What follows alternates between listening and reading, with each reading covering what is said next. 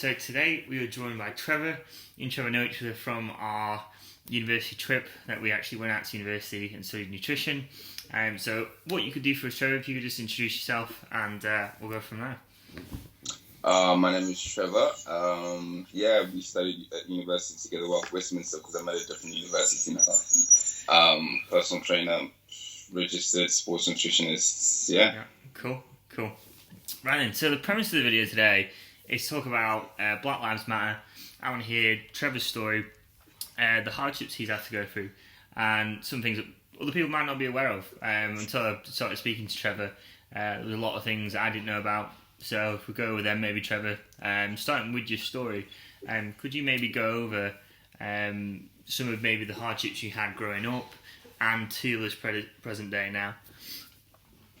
Well, I grew up in South Africa, so the differences are quite. There's not that many differences. I think probably it's a case of black people sort of experience more or less the same kind of racial inequality throughout the whole world. So, and South Africa, it's I would say generally the racism there is slightly different in the sense that because our democracy was so young still, and the differences were that people who were racist were outwardly racist, so you actually knew exactly who to stay away from. It was never a case of it was a subtle racism or it was microaggressions that you sort of had to question whether that person was just being an asshole or whether they were actually blatantly outward being racist. But in terms of being called names, I would say I've been called more names here in the UK than I had been in South Africa. Again, because of knowing where to stay, who to stay away from, where to stay away from, and those things. But I spent most of my adult life here in the UK. When I left South Africa, what they were establishing was the Black Economic Empowerment Initiative, which basically works just the same way as the Affirmative Action Initiative in America does, where companies were forced to have a certain quota or fill a certain ratio of minorities within the company. America, I believe they did the same thing. I think it failed a little bit in America due to the issues that arose. In South Africa, as it was growing, the issues that were rising mainly was that companies that were established and had to fill a quota started doing what we call the black male bimbo, where you were hired in a company because the company wanted to fill a quota, but you were not hired because you had specific qualifications. It looked upon as more beneficial for companies to hire somebody who was uneducated or somebody who just didn't have the experience within the company, mainly because they were at that helm of that position, but they didn't have any influence on the company in any sense. So the issue that started arising in South Africa, which I'm sure a lot of South Africans would testify to, was that you were getting people, or a lot of white individuals who were feeling disenfranchised in the sense that they were feeling that they were better qualified for better positions, they were better qualified or had more experience for those positions than somebody who was of color and less qualified was being put in that position. But the issue comes in is that the placement of Black economic empowerment did not establish any decent regularities. But we kind of all knew that things were going to get a lot worse before they got better. So that's why now you see within the UK, you've got Wimbledon, which is just filled with a lot of South Africans, especially white South Africans. And I had funny things that I had one of my friends he's from Trinidad, but because his partner was Zimbabwean, and Zimbabwe and South Africa have a very close relationship in terms of languages and stuff, and so he knew the derogatory terms that we use in South Africa, and he was on a bus traveling from Wimbledon back, and he had heard a couple of white South Africans sort of mention some of these derogatory terms, but they didn't know that he knew because that he's British and he wouldn't understand all of that. So it's that kind of racism where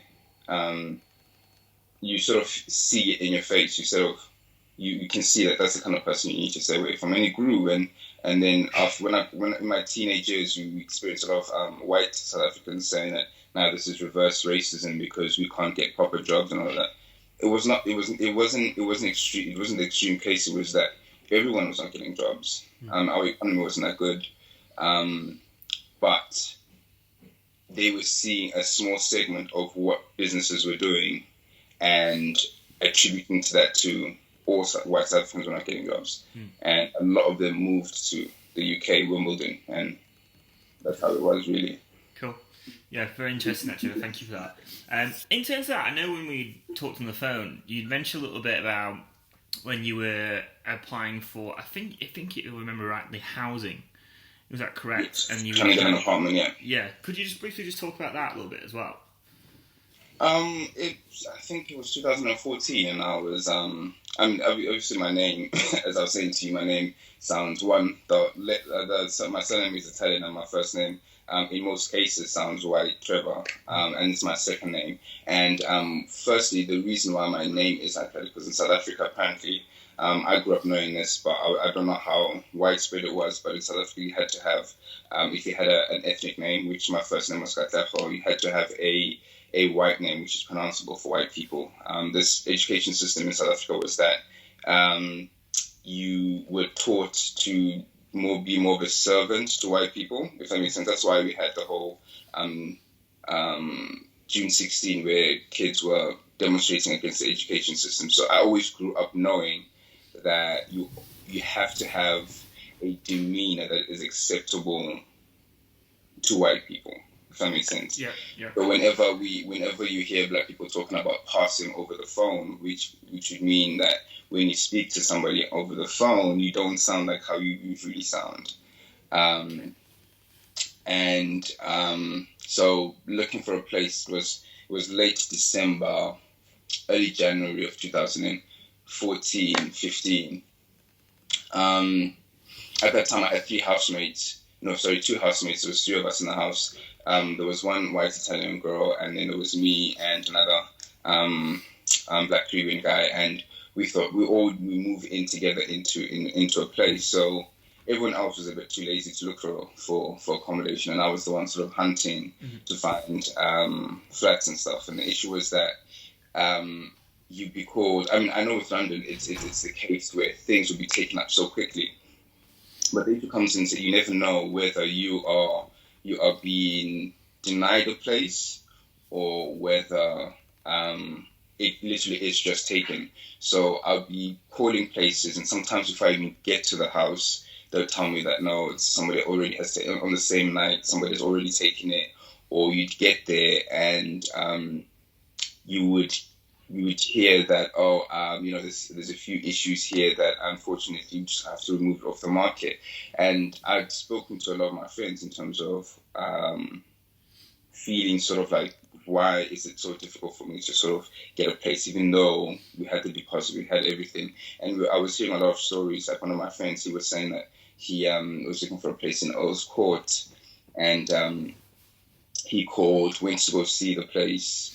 And then when he called again because he was interested, and him and his girlfriend wanted to move there, he was told the place was taken. But when his girlfriend had called in and she went to go see it, she was given the place. And the moving in day, obviously the landlord had noticed that, hold on, the black dude who was here first when I told him that this space is not available was the white girl's boyfriend. And you hear those kind of stories quite a lot in terms of, and it's very hard to distinguish whether people are denying a place because they've given it away already, or people are denying a place because of risking color. So it happens quite often. Yeah, thanks for that, Trevor. Yeah. So you mentioned one thing I know you mentioned before about when you were on the phone. You said you were told to try and train your voice to be somewhat what sounded like a white person. Kind of remind me a little bit in Malcolm X when he tries to chemically straighten his hair. Is that like a kind of similar kind of thing? To a degree, yes. To a degree, no. There's a massive argument, especially when you see when you look at there's a whole case of how do I even put it? Because that's a whole different discussion where it comes into sort of the Eurocentric standards of beauty, where the argument comes in is that if black people hate white people so much, why are we straightening our hair? Why do we have blonde hair? Why are you putting in fake weaves and all of that? And yes, it goes along with the Eurocentric standards of beauty and most things that you look at in terms of the biggest issues you'll find, especially within the Caribbean, we find within India, you find within the Middle East as well, where fairness is, or a fairer tone is more acceptable.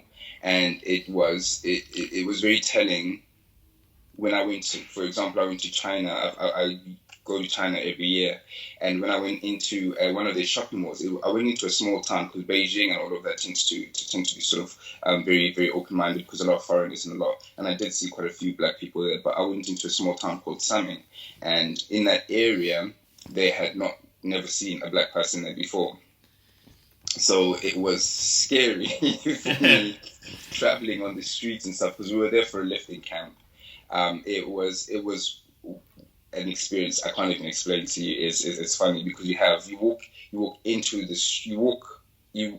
the mall, and you have this busy mall, and somebody just says one thing, the whole mall just looks at you, and you can stand there. It's like, okay. So what had happened is that my friends, I had two. It was quite a few of us that went there for the camp, and my friends sort of formed a barrier around me because I was just like, well, what's going to happen? A lot of people kept asking for photos and stuff. I don't know if they thought I was famous or anything of the sort. But walking through the mall, Chinese people tend to have an affinity to basketball and all of that. And we went to one of their sports stores because we were looking for shoes, and you could see that all their basketball players on their wall in that shopping mall were, if you didn't know the hair texture, you would have thought they were white, but they were all mixed race and very light skinned.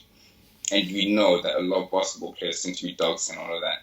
And my friends explained to me that even in China, even in Asia, it's big in Asia where skin bleaching is a big thing, especially for darker skinned people because they want to be lighter and fair. Even now, when you look at Korean films and you look at Asian anything, whenever you see the representation of a country, it's always somebody who's lighter and fair skinned because that's what is more preferred. But that goes according to the global standards of beauty, which are Eurocentric, as well as in South Africa and most of Africa. I mean, South Africa, we banned skin bleaching chemicals years ago because they were quite dangerous to people.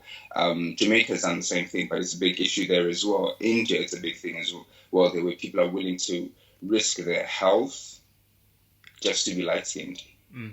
Think about it. It's really, really scary. These chemicals will harm people, and yet they are willing to put them on their skin because of them wanting to be accepted and appreciated. Even in the black community, we've got this whole light-skinned, dark-skinned debate, and the whole light-skinned and dark-skinned debate starts from the slave time, where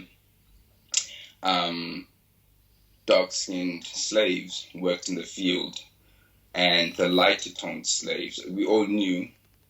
People knew that lighter-toned slaves would tend to be the plantation owner's kids because he would obviously sleep with the slaves, and the slaves would give birth to mixed mulatto kids, as they would say. And in America, they used to have this brown paper bag test, and the brown paper bag test is that if you're lighter than a brown paper bag, you lived in the house. Wow. And you were the house slave. And if you were darker than a brown paper bag, you worked in the fields and you were a field slave.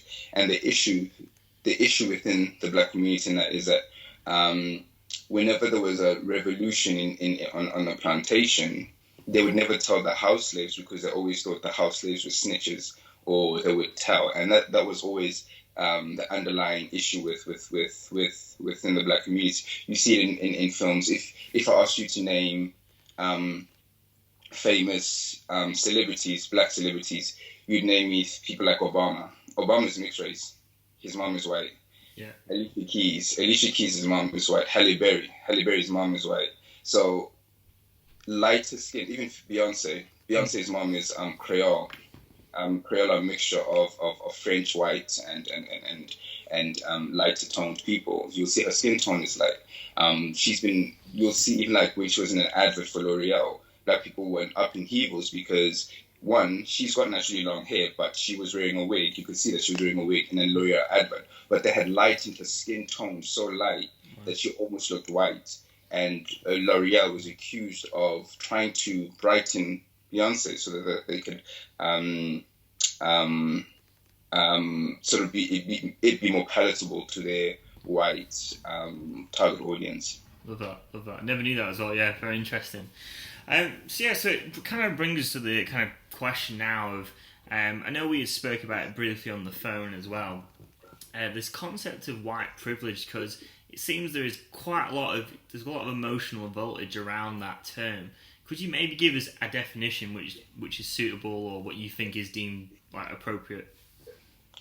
I've always found it difficult to try and sort of give a definition, and I think when you asked me that question, I started looking up a more universal definition of something that's quite palatable in terms of what is white privilege, and what you get a lot of what I've seen a lot on online was that white privilege is where your skin color has never been a disadvantage in anything that you do, where you've never had to consider your skin color first before you did an action.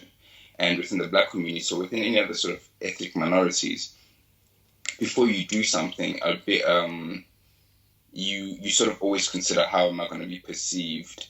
And as I was looking, right now when you look on Facebook and stuff, all of these arguments that we had in terms of dark-skinned, light-skinned are rising up. We look at white versus black. You're looking at this whole notion of all lives matter versus Black Lives Matter to what we're discussing now in terms of the whole white privilege. All of those things are rising up, and black people are sort of having to explain what we mean by white privilege. It's not a sense that people are born with a silver spoon in their mouth just because they're white, or somebody's just going to hand them money just because they're white, or they have a certain trust fund that they're just going to be born into. And that's not the case. The case is, like for my experiences, I would say how I navigate the world when it comes to having to think about my skin color is that when was it? One of my friends got married a couple of years ago. I can't even remember how many years ago it was. Actually, it wasn't 2014. Probably early. Probably was early 2014. He was getting married in the south of France, and I booked my flight. I've landed in Montpellier. And then it was a Saturday. I didn't know that south of France closes on a Saturday. So I literally traveled for 5 hours, bus, trains, and blah, blah, blah, and got to Pezanet. When I got there, I had rented, it wasn't an Airbnb, it was sort of like a motel and stuff. And when I got there, the hotel owner showed me to my room. He explained the whole situation of how the hotel works and things, and where the wedding was. And he offered, he was really, really friendly. He offered to drive me there because he was saying that there was no transportation that day, which he did. He was actually quite a very nice person. But you could hear in his tone, he was saying that he's rented out the place to British people as well. And the last British couple that was the same room that was completely messed it up and just trashed it and left it as it was. And I think that was one of the first times I was in a hotel. The other times were I didn't book the hotel, other people had booked the hotel. And after the 2 days of the wedding and everything, I literally cleaned the hell out of that room before I left. I took all my sheets off the bed, I put them on the side and all of that. And I thought that's just a normal thing to do. But at the same time, I was considering it because I just didn't want this man to think I would trash it. I didn't want him to think I'm the kind of person to do something like that I left something worse off than it was. And then when I came back a couple of weeks later, I was watching shows on TV talking about black people and when we travel, how we perceived around the world. And this woman was talking about how she every time she leaves a Airbnb and a hotel, she always makes sure that it's super clean, cleaner than she would normally would. And other black people were laughing in the audience. They were like, yes, because we're scared that people are going to think that we are dirty, that we are messy. And that perception, because you hear derogatory terms like porch monkeys, savages, and all of that whenever they refer to us. And you realize that a lot of things are just innate because you don't consider that other people go through them. It's only because you know that somebody's going to have an idea of you. So you try and compensate for those actions. I compensate by, like, even, it was a funny thing. One of my friends, he's huge. Like, he's the biggest, blackest person you ever meet. He is massive. And for him, he always says that when he's walking down the street, there's one time he did, and I know he did it to help the woman. It sounds scary, but he did it to help the woman. Not because he was trying to terrify her, scare her, was that generally when I walk down the street, I'd walk on the opposite end, especially when it's like a white woman, because I'm just scared that she's going to scream rape or something of that sort. I generally walk on the opposite end, and I walk either ahead so that she doesn't think I'm following her. I walk way behind. And you consider those things. And one day he said he was just tired of it. And he says what he had done is that she walked, and you'll see a lot of women always tend to walk in the middle of the road just so that they can see where things are, especially if they're scared.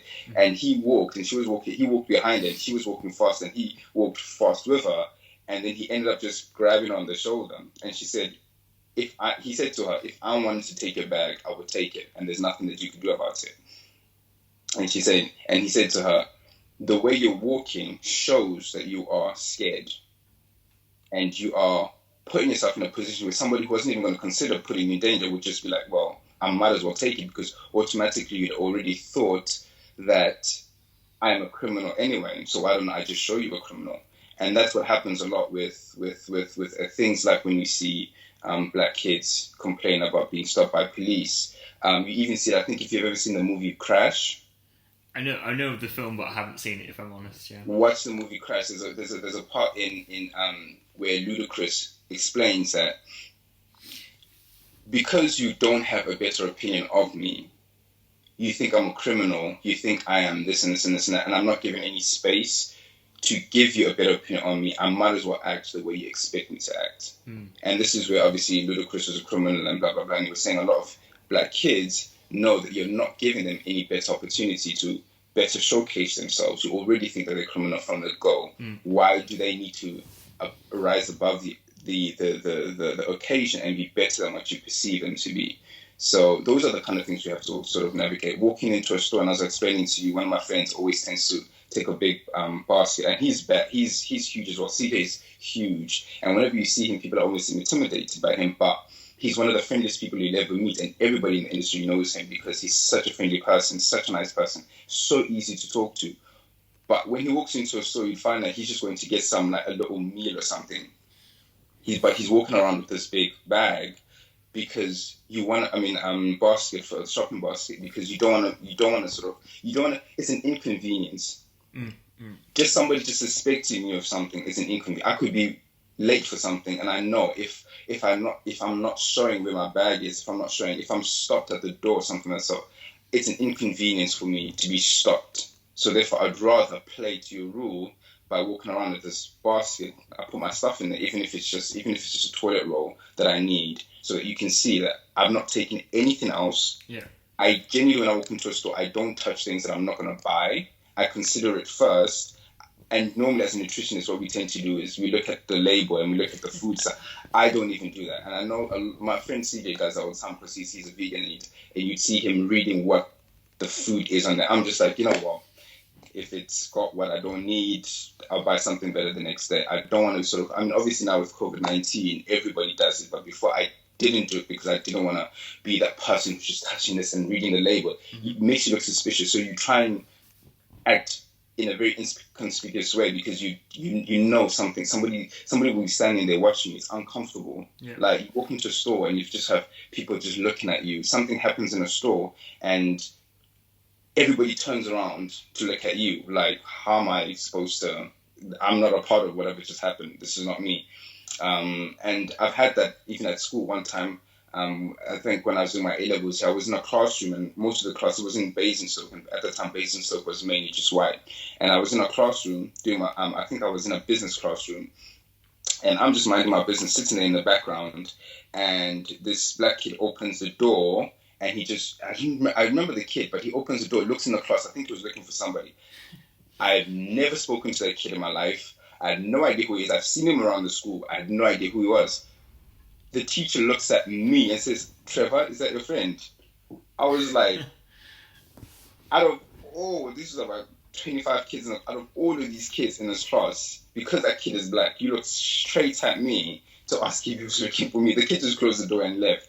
And you can't, and it's the same thing as like when because I used to visit a friend of mine in Manor House, and it's amazing how on the night buses in London, when you go from one end of London to another, how just the demographic of people change, but how the level of craziness of people changes. So I was traveling from Trafalgar Square, and the moment, I'll tell you now, the bus 29, which is a 24-hour bus, the moment it passes Camden, the crazy people that get on that, the moment it goes from Camden and passes, the number of crazy people that go on that bus is scary. Thank goodness now we've got night buses, night trains as well. But there was one time I was on the bus was it's not a double decker. It's just one decker bus, and I was sitting towards the window, towards the back, and this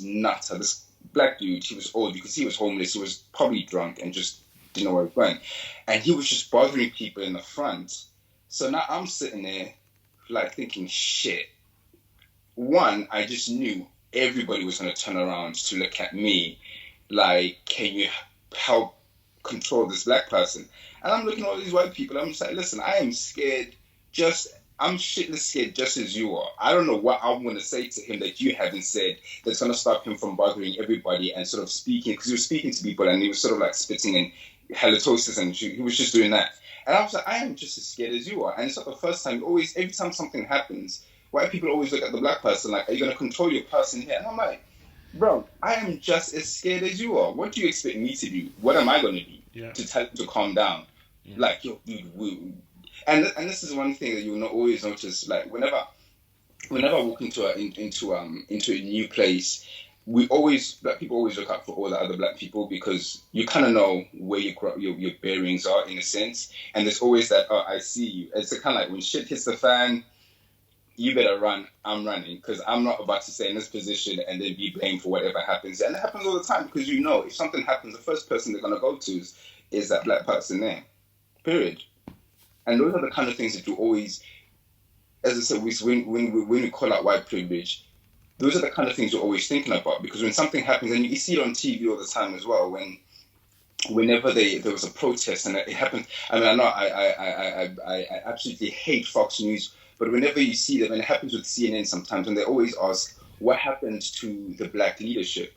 It's just like, why is it whenever something happens and black people are involved, you always bring up leadership as if one black person speaks for the whole group of black people? Why is it that you're always looking at one black person to speak for an entire group? They are crazy people. Like in every other minority of people, there are crazy people. You've got extremists. You've got people who are not extreme. You've got all types in every group. One person does not speak for the entire group of people. And those are the kind of things that we have to sort of focus on when a black person does something, it's a whole group of people or black people do this. But when one white person does something, it's that person. When one Arabic person does something, it's a whole race of people, where they're saying Islam, but except it's one person. Yeah. That's where the issues lie in terms of and I always say to people that is what white privilege is. It's like those are the kind of things that you don't have to think about. You don't have to think about. I have to think about when I walk out in the streets, how I'm dressed, because I'm a personal trainer and I'm always wearing jogger bottoms and stuff. And I was telling you about my friend Hendrik. He also has had his, because I speak to him all the time, and he also had his situations with police as well. And Hendrik is huge now. He was a sprinter, but this dude is just huge.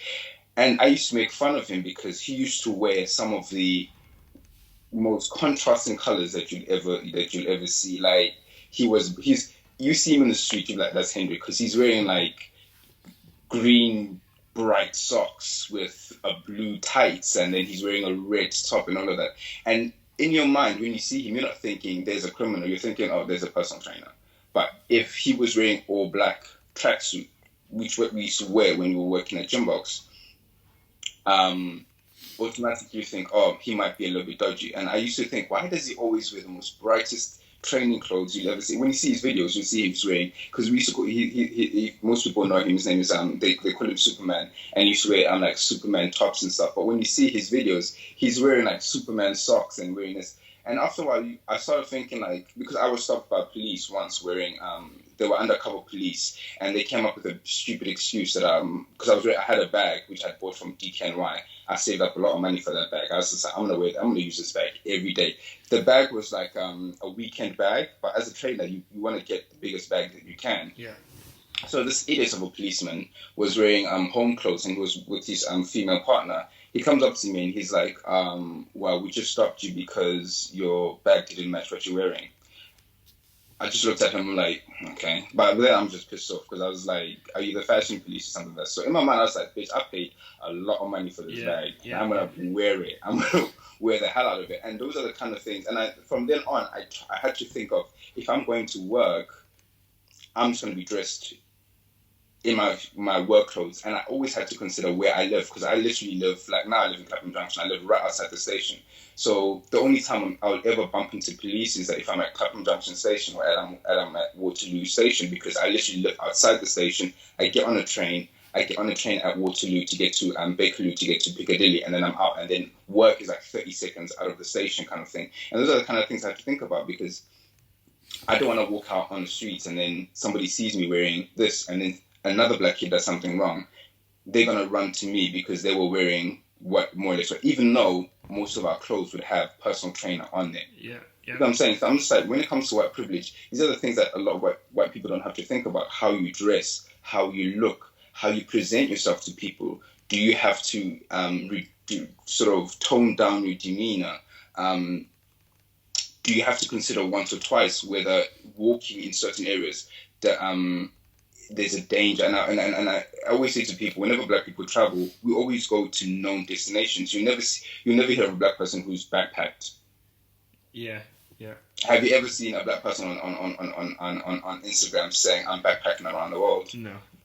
Exactly, because we have to consider our travel destinations and the dangers of where we go. Because if you don't know what the racism like is in a country, you're putting yourself in danger. You always hear people, black people, whenever you see Miami, Florida, Egypt, those more very common travel destinations, because it's very easy to find out what the locality of that area is. Especially now, you'll find a lot of like Indian YouTubers, Arabic YouTubers. There's quite a few Asian YouTubers as well, and TikTok as well, talking about systemic racism within their own culture when it comes to dark-skinned people and light-skinned people. That if you, like, for example, in not Qatar, in Dubai and all of that, there's a lot of racism against darker-skinned people.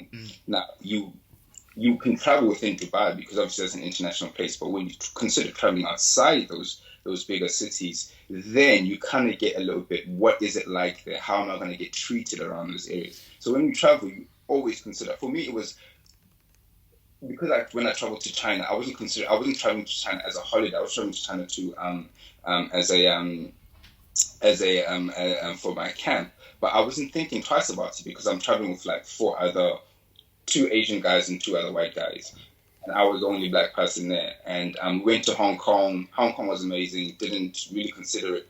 But if I was thinking to myself, I'm going to travel to China by myself, I did actually travel but I was in the bigger city. I was in Beijing waiting for my friends to come. But because I'd been there already, I didn't have to consider myself. There was an issue. And then obviously the whole COVID-19 situation came about. And then in Wuhan, 5 Africans were tested positive for COVID. And somehow the government found a way to blame them and say that somehow COVID-19 started with them. And you could even find, literally you could Google it now. They were saying these people could not, every other black person within that area couldn't find a hotel. They were kicked out of their accommodation. They were denied going into restaurants. They couldn't go to shops. they were literally kicked out and they had to live underneath bridges. And there was videos I was watching of where the police were kicking them out of the town. Even McDonald's had to apologize because they did not allow black people to purchase food there. So it was just like the local government in Wuhan were blaming black people for the spread of COVID-19. And we all know that there's certain racism within China as well when it comes to dark-skinned or black people in general. So I didn't experience that, mainly because I was in an area, or I was going to areas that there was no representation of black people anywhere. As I was saying to you, I walked into a shopping mall, and the lightest black person I saw on a poster was basically white. I just saw by their hair that it was curly and kinky. Yeah. So yeah, love that, Trevor. Yeah, that is by far the best explanation of white privilege I have heard personally. To me, that makes a lot of sense, everything you've just said. And yeah, so thank you for that, Trevor. Just kind of wrapping up, because I've had so many issues with uploading files which are bigger than 40 minutes. So just to wrap it up, really enjoyed this interview. Just a quick question about something someone had sent me today. And I just wondered your thoughts on it, talking about white privilege. And they sent me this, I can't remember her name for the life of me, but it was an interview on a website to do with a lady who was going to Oxford. I don't know if you know what I'm going to say by that, but she's gone to Oxford, and there was a stabbing incident. And the gentleman who sent me this today basically said, well, what had happened was she'd had this incident where she stabbed her boyfriend. I don't think he was a person of colour. It could be, not sure. But apparently her sentence got suspended or something like that. And he come to the conclusion, well, it's because she's white.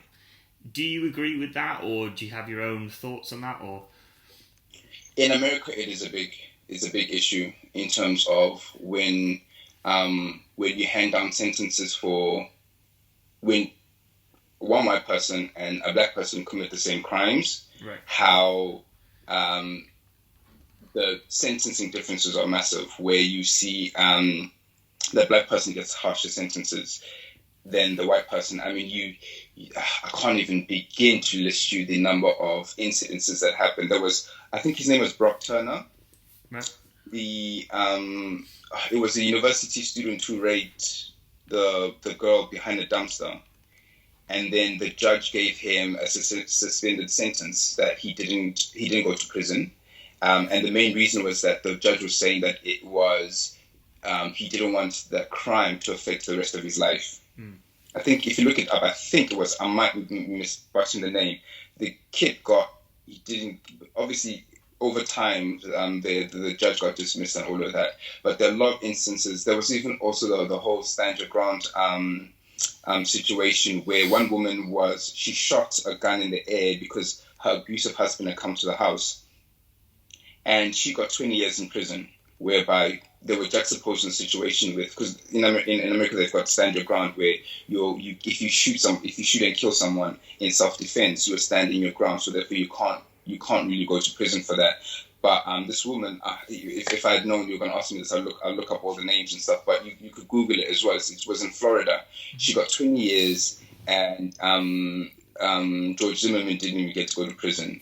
There was a situation of a young girl who was raped. She was sold into prostitution. She was a young black girl. She was sold into prostitution, and then one day she got tired of it, and she killed the man who she was sold to for that night, and she got a life sentence as well in prison, and she's just been released recently.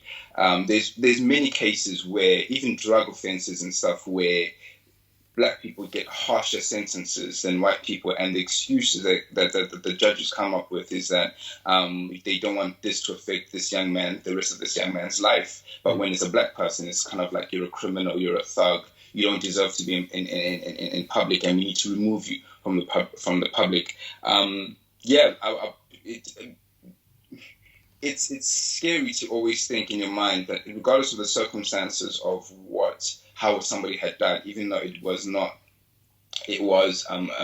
criminal intent in any degree, that depending on the person's skin color will depend on how much time they will serve in prison.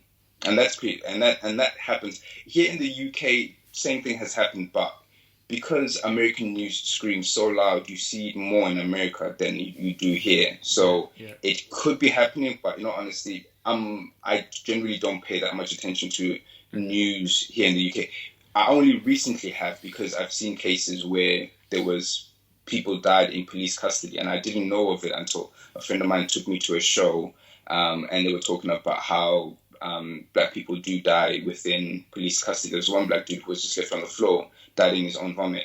There was a whole case about it, and there was a stage production about it as well. So yeah, you do consider that if there's a criminal, before people hear all the facts, they're like, if that person's white, they're going to get off. Well, yeah. So there is that kind of not bias, but there is a certain level of that. Some people do get away with certain things, and sometimes it can be because of their skin colour, essentially. So, exactly. Fantastic. Right, and Trevor, we're going to wrap it up there. I really, really enjoyed that, man. That was by far the best explanation of it. I was kind of worried that it was going to turn into a bloodbath virtually on Skype, but it was, No. By far the best explanation I've heard of white privilege and the whole Black Lives Matter community and everything. So thank you so much for your time, Trevor. And is there any other message or any way we can get a hold of you, anything like that?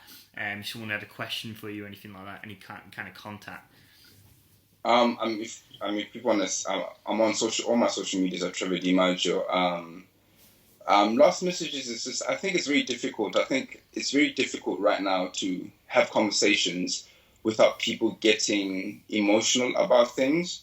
Yeah. And I can imagine, because you want to sit down and look at it from both perspectives. When you are a person of color and you can continuously see on your timeline, this person has died in police custody, this person has died and been shot by police, or there's a new systemic racism, this, and don't support this company because they support racist and this and this. When you see that consistently on your timeline, and then you speak to somebody who's white and they don't see that news all the time because the people they follow don't post that kind of thing, or they can easily look at an article and then just pass it. And then when something as big as this happens and there's demonstrations about it, then you're thrown into the middle of it because you have to have an opinion, or somebody asks you your opinion about it, and you're like, I've never had to consider it, I've never had to think about it, and why is it that everybody's against white people? Why is it? I can understand that you feel a certain way about it because you're presented with something that you don't have to look at on a day-to-day basis, and then it feels as if you're being attacked. It's very difficult for people to have conversations right now, and very difficult conversations to have because you don't want to offend people at the same time, but you want people to understand at the same time. But at the same time, if you're a white person, you're thinking, hold on, I was not involved in that.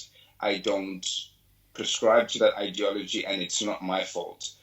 And when somebody says to you, well, because you benefit from a society that perpetuates these things, you're partly to blame. It seems tone deaf when now you start arguing against people, and then you see hashtags like All Lives Matter and all of that. And I would say to people, it's just a case of learn to listen as much as you speak, if that makes sense. Yeah. And try and put yourself in other people. If you don't understand, find better people who can explain things better for you, because it's emotionally wrecking for you as a person of color. It becomes an emotion wrecking for you as a white person who always consistently see this white person has done this, or this white person has done this white person has done that, and you will feel personally attacked because you're kind of like, well, they're coming after those people. What have they done? Because I don't understand. I don't keep up with the news. How am I supposed to navigate the world? How am I supposed to? And the easiest way I always explain it is that it's just like guys, whenever you hear feminist this, feminist that, and you see a lot of men getting accused on social media for sexual harassment and this and that, and then you're not worried. How am I meant to act? What am I meant to say to women? This and this and that. How am I meant to navigate the world now because men are being seemingly attacked? And it's kind of like, if you've never had anybody say anything about you, you have nothing to worry about. And I'd say that's the same thing for white people. If no one has ever said anything, and even if somebody has said something to you that, oh, you might be racist, then ask them, what have I said in my statement? What have I done in my statement that makes you assume that I'm racist? And then that's where the conversation starts. Because if you start saying, no, I'm not, blah, blah, blah, blah, blah, blah, then that person's going to put their guard up, and then it just becomes a fight. Yeah, 100% that, Trevor. Yeah, really love that, my man. Hopefully maybe do some more of these in the future. Really enjoyed that conversation, Trevor. All the best to you, man. I'll send you a link to this once it's done. And yeah, you have a nice evening, man, okay? In a bit, Thank you, Josh.